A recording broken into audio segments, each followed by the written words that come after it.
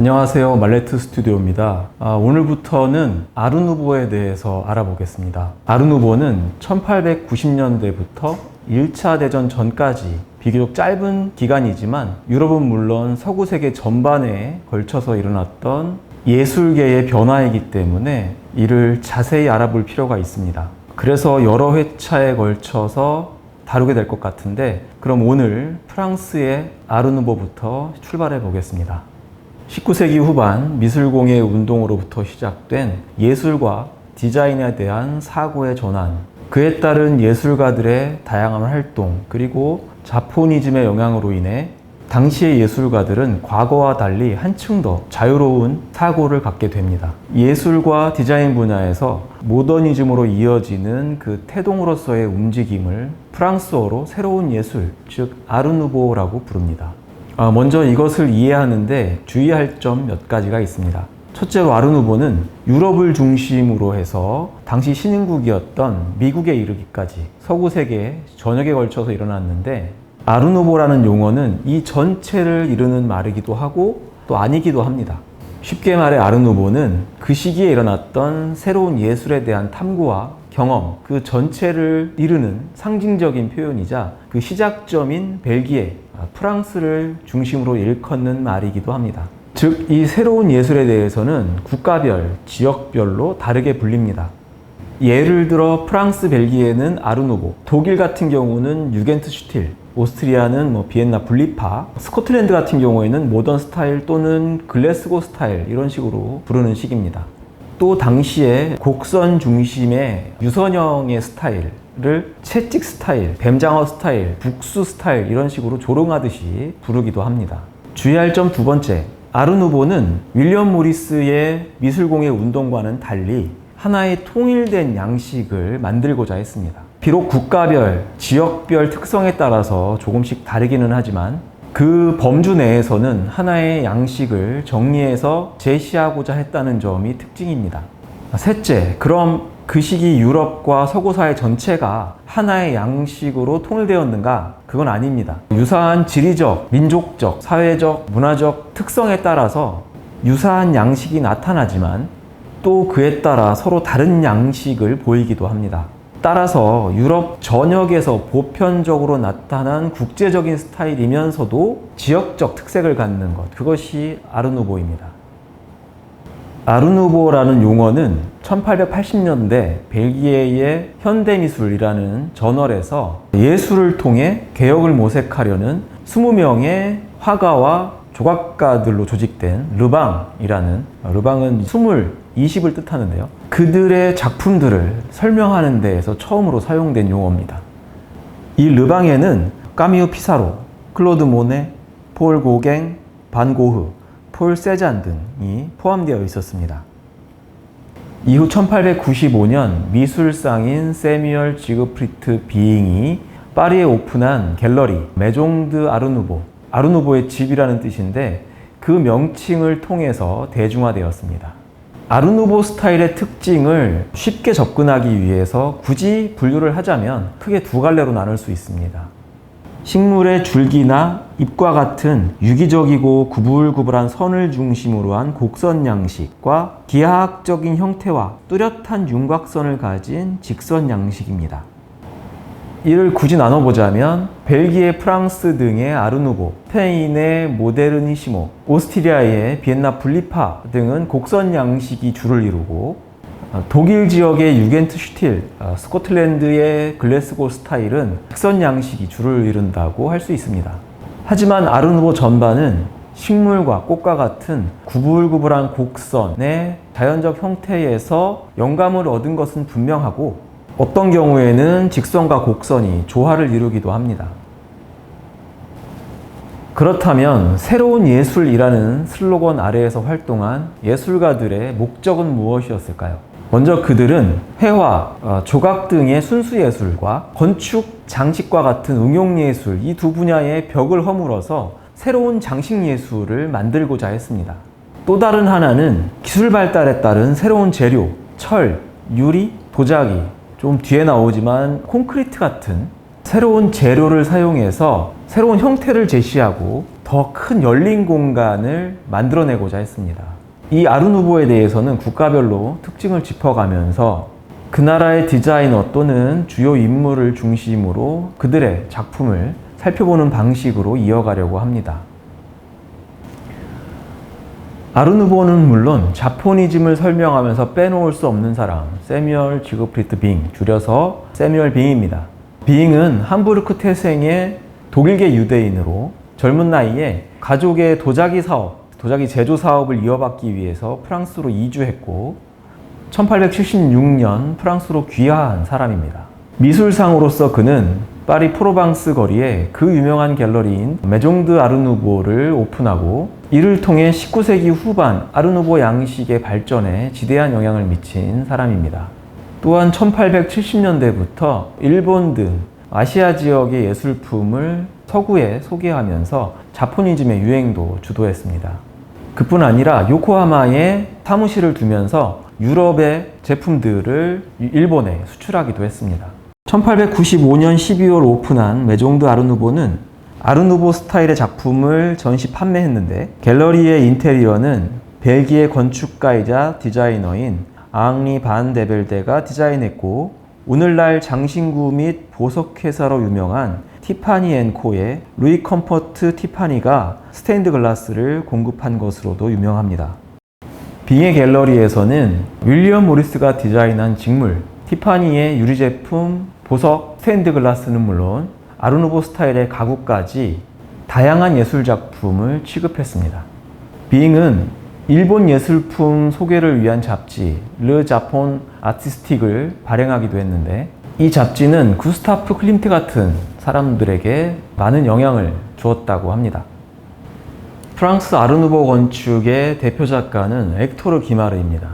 그는 1867년 프랑스 리옹에서 태어나서 15세에 프랑스 국립장식예술학교에 입학하고 20살의 나이에 그 유명한 에콜 데 보자르 프랑스 국립예술학교에 입학해서 건축을 공부했습니다. 하지만 이렇다 할 성공을 거두지 못하고 있다가 1895년 벨기에 브뤼셀에서 아르누보 건축의 선구자라고 할 수 있는 빅토르 오르타를 만나 초기 아르누보 건축 중 하나인 호텔 타셀의 구불구불한 식물과 꽃의 선형을 만나게 됩니다. 이후 기마르의 스타일은 변모하기 시작합니다.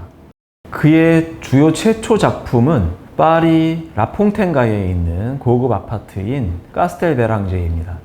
이 건물은 기마르가 오르타를 만나기 전인 1894년 푸르니에 부인으로부터 의뢰를 받은 것인데 당초에는 전통적인 스타일로 건축될 예정이었습니다.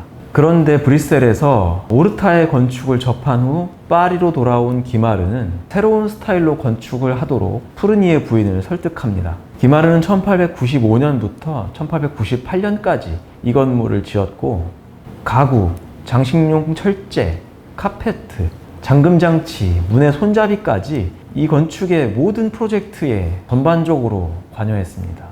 건물 전체는 전형적인 아르누보 스타일로 자연, 특히 식물과 꽃의 휘어진 줄기 형태가 요소에서 보입니다. 이는 건물의 구조, 장식, 가구, 벽지, 카페까지 건축물의 모든 요소들이 서로 어울려야 한다는 통일성을 중시했기 때문인데 이런 점은 오르타로부터 영향을 받은 것이라고 합니다. 기마르는 이 건물이 완공되었을 때 오르타에게 건물 설계 앨범을 보냈는데 거기에 저명한 거장이자 친구인 오르타에게 애정어린 경의를 표합니다 라고 적었다고 합니다. 기마르의 또 다른 대표작은 파리의 지하철역 입구입니다. 1900년 파리는 만국박람회를 개최할 예정이었고 그 시기에 맞춰서 지하철을 개통할 예정이었습니다.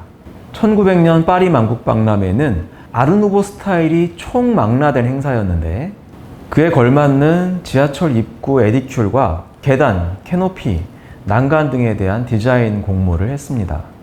당초 기마르는 이 공모에 참여하지는 않았습니다.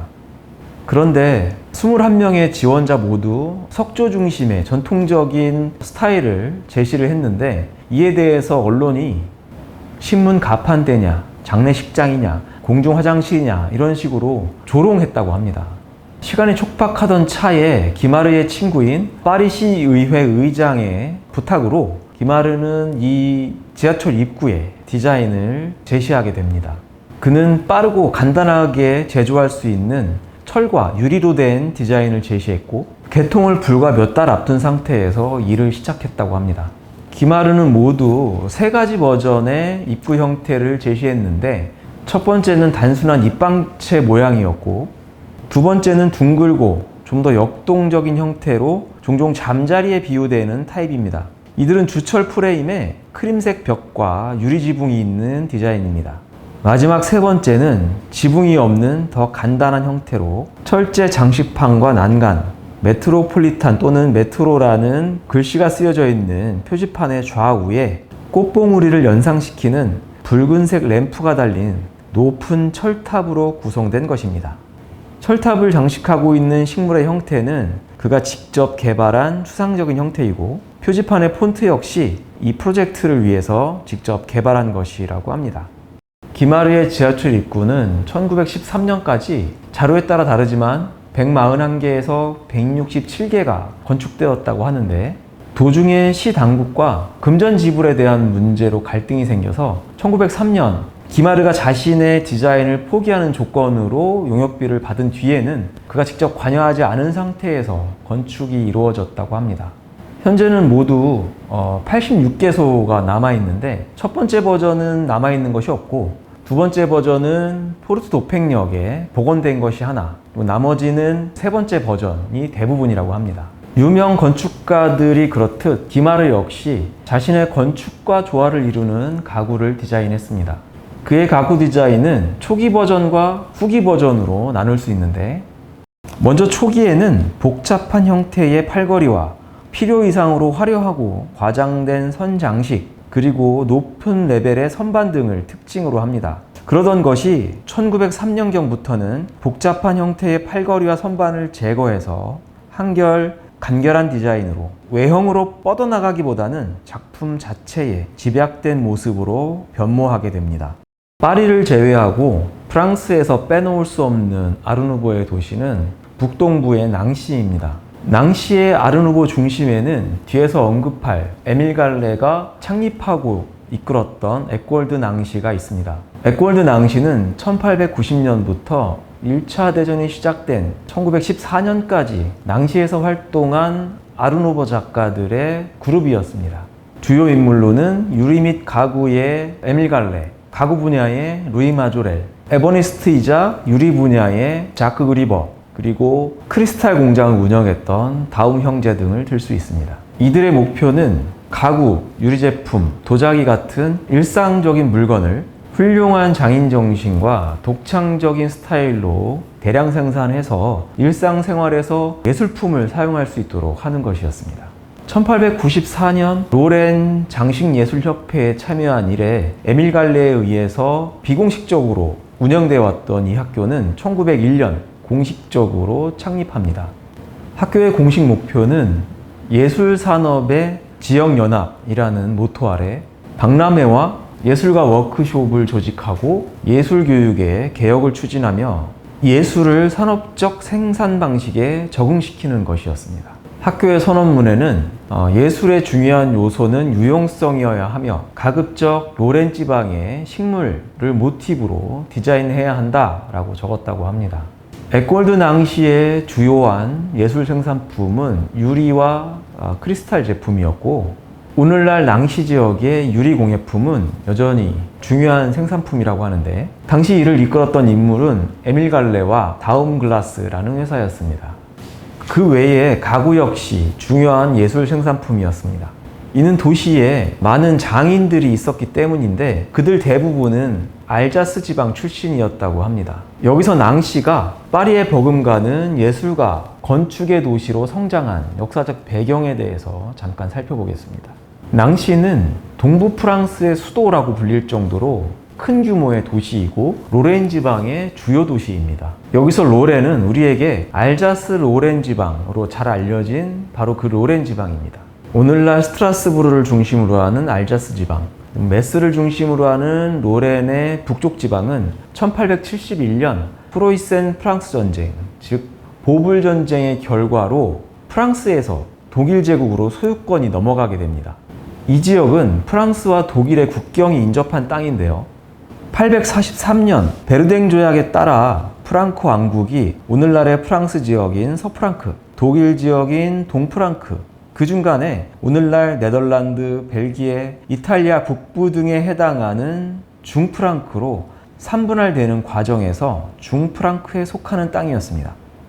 중프랑크는 독일과 프랑스가 성장하는 과정에서 점점 이 두 나라에 흡수되기도 하고 작은 나라들로 분할되기도 하는데, 특히 알자스 로렌 지방은 신성 로마 제국과 프랑스 사이에 여러 차례 소유권이 오가는 그런 운명에 처하게 됩니다.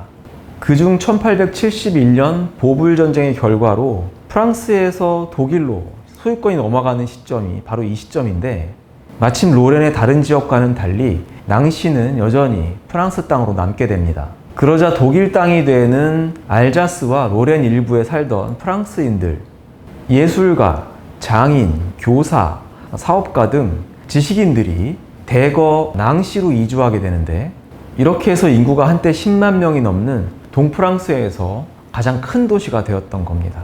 인구의 집중으로 인해 산업이 성장하고 그에 따라 문화와 교통의 중심지로 성장했으며, 또 예술가와 장인들에 의해 유리, 도자기, 가구, 섬유, 가죽 등 공예품 생산의 중심지가 되었던 겁니다. 물론 에밀 갈레를 중심으로 하는 아르누보 예술가들의 에꼴드 낭시 활동이 가장 중요한 기여를 했습니다. 낭시의 가구 디자이너는 유리, 직물 등 다른 분야의 예술가들과 긴밀하게 협력했는데, 그 중심에는 뒤에 살펴볼 루이 마조렐이 있습니다. 에꼴드 낭시는 오늘날까지도 낭시 국립예술디자인학교, 낭시 국립건축학교 등으로 그 명맥이 이어져 오고 있고, 에꼴드 낭시 박물관은 아예 아르누보 박물관을 표방하면서 운영하고 있습니다.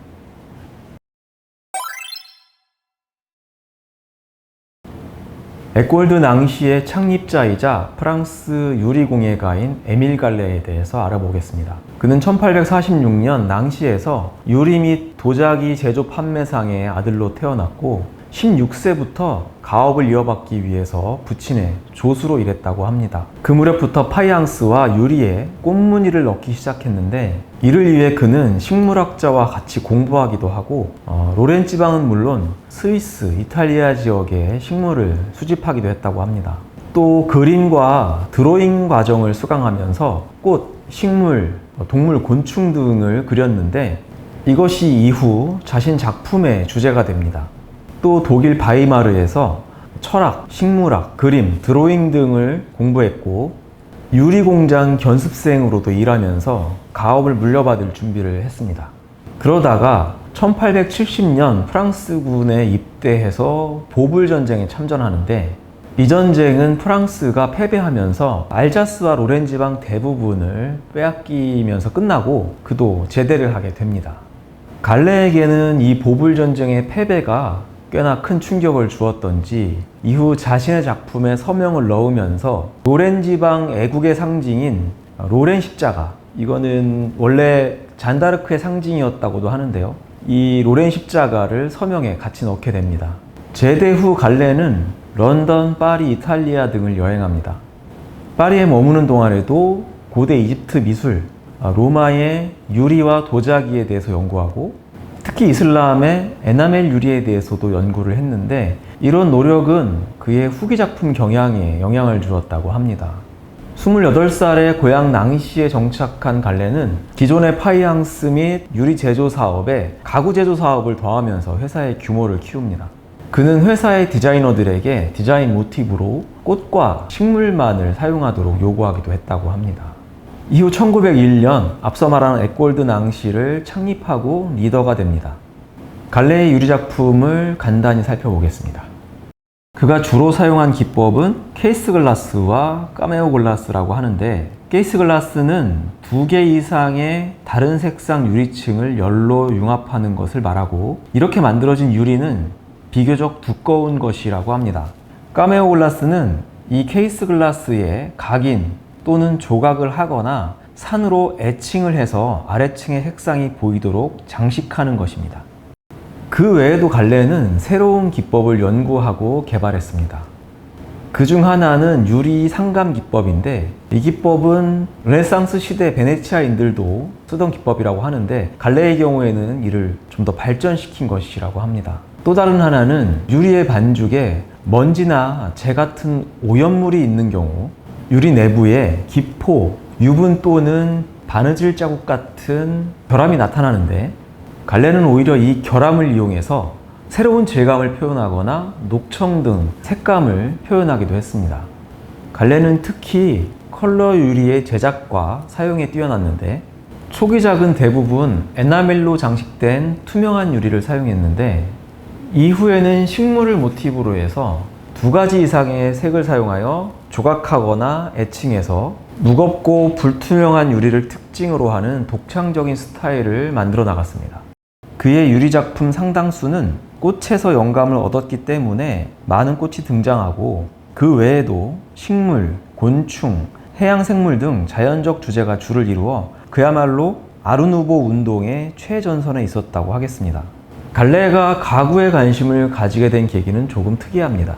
1885년 자신이 만든 꽃병에 받침대에 어울리는 나무를 찾던 중 나무에 관심을 가지게 되었는데, 이후에 유럽의 식민지 지역에서 들여오는 다양한 목재들에 매료되었다고 합니다. 이에 가구 제작 시설을 만들고 여러 장인들을 고용해서 가구 제작을 시작합니다. 미술공예 운동의 디자이너들과는 달리 그는 제품의 품질을 떨어뜨리지 않는 범위 내에서 효율성을 위해서 적극적인 기계 생산을 추진했습니다.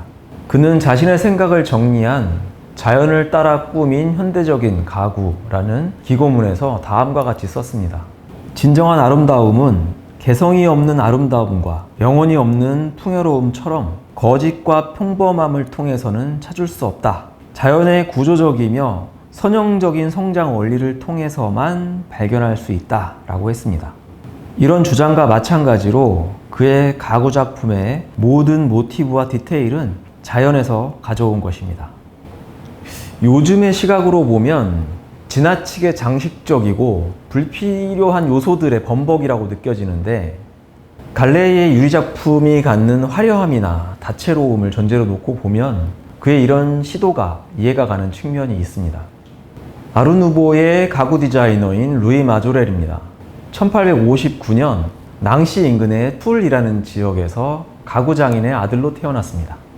1877년 파리의 에콜 데 보자르 국립미술학교에 입학했는데, 부친의 사망으로 2년 만에 학업을 중단하고 낭시로 돌아와서 가업인 가구와 파이앙스 제조 공장을 운영했습니다.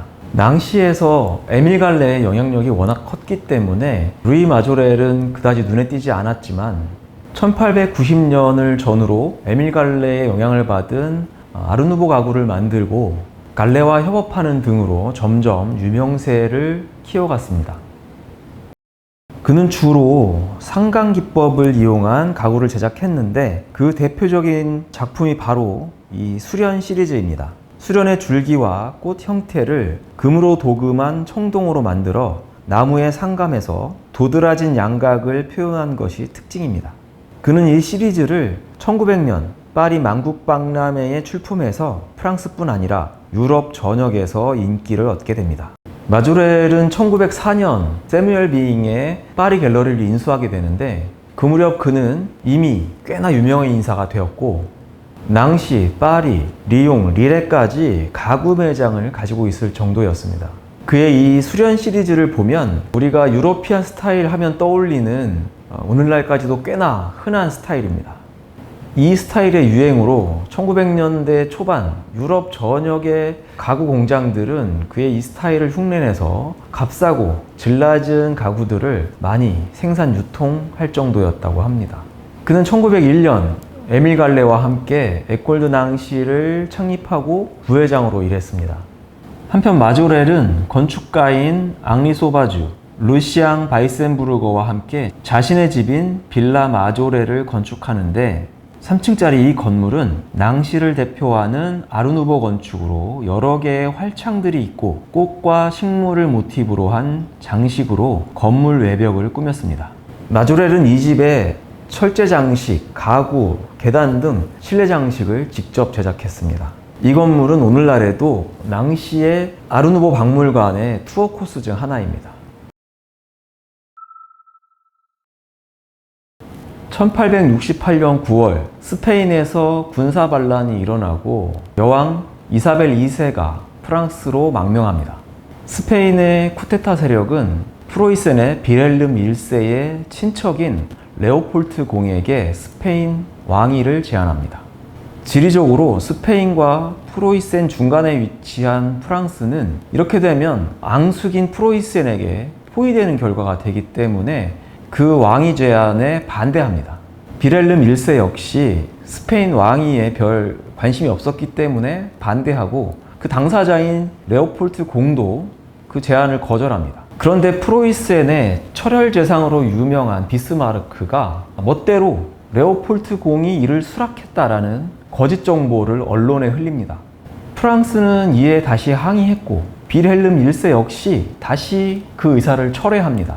하지만 불안을 느낀 프랑스는 바트햄스에서 요양 중이던 빌헬름 1세에게 대사를 파견해서 이것을 문서로 확인해 줄 것을 요청합니다. 그런데 빌헬름 1세는 두 번이나 안 하겠다고 했는데도 이미 끝난 문제로 대사까지 파견한 것은 무례하다라고 생각하고 문서 작성을 거절합니다. 그리고 있었던 일들을 전보를 통해서 비스마르크에게 알립니다.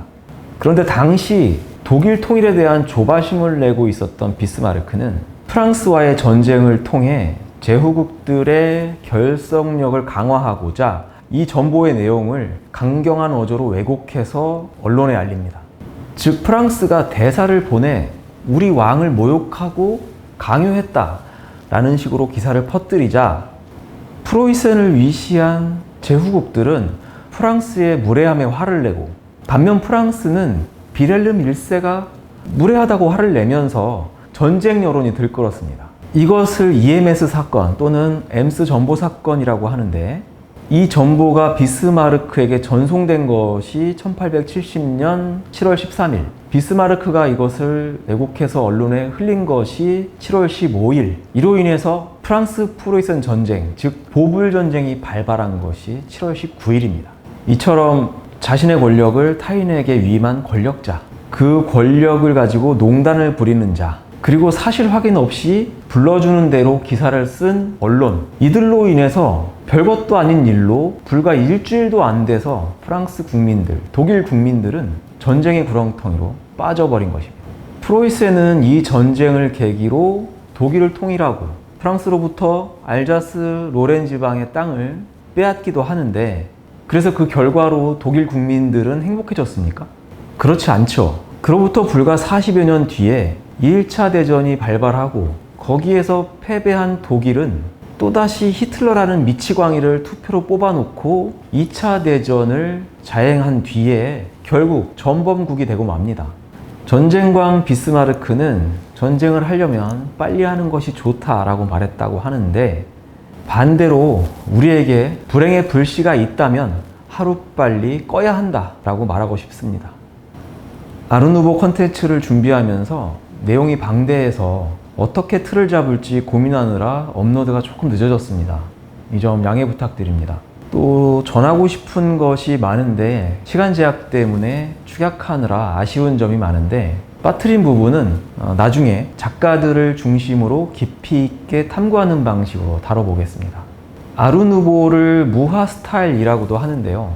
다음 시간에는 무화 스타일의 그 알퐁스 무화에 대해서 알아보고 그 다음으로 벨기에 쪽으로 넘어가 보도록 하겠습니다.